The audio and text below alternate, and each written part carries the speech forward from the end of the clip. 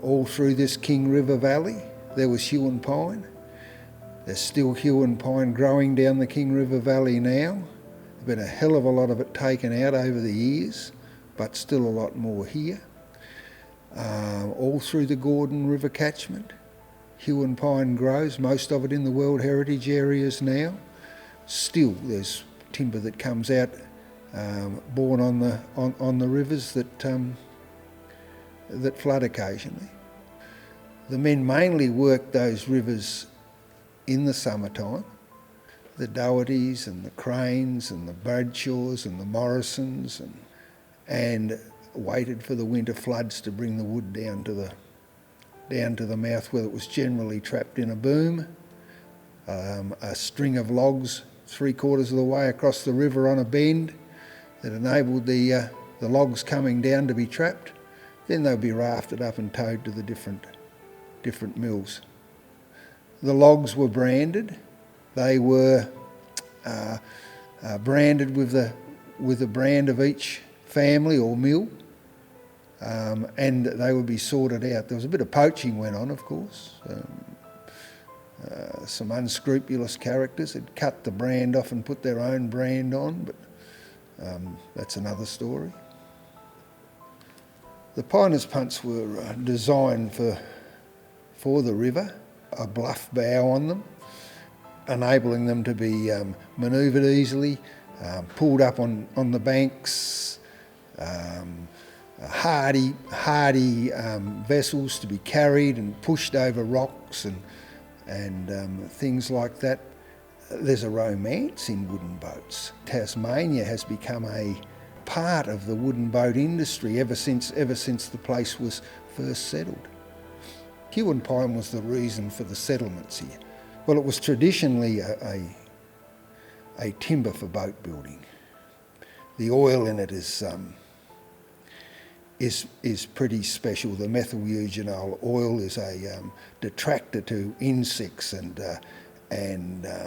borers and things like that damage boats.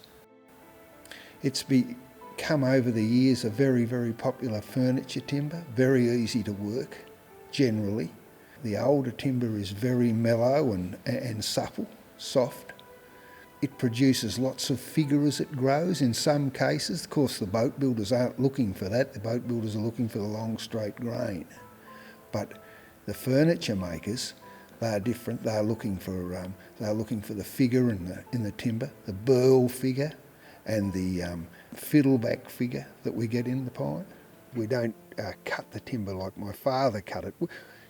It's still cut similarly, but not on the same mechanisms.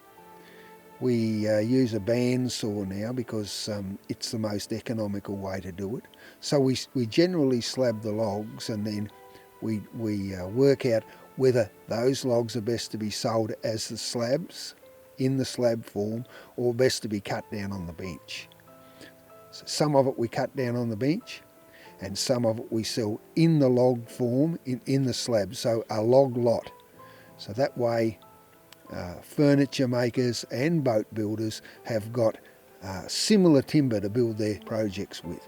They're not getting a board from this log and a board from that log. They're getting it all out of the one log, and it gives a familiar, similar texture.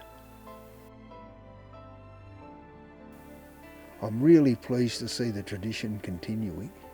Tasmania's got a huge tradition with wooden boats. There were boats built all over Tasmania, anywhere they could build them, on riverbanks, anywhere where there was straight timber that grew. That the tradition's continuing is terrific. People like Ned Trewatha, people like Mike Johnson at the Wooden Boat School, and plenty of others too, that are continuing the tradition, and it's great.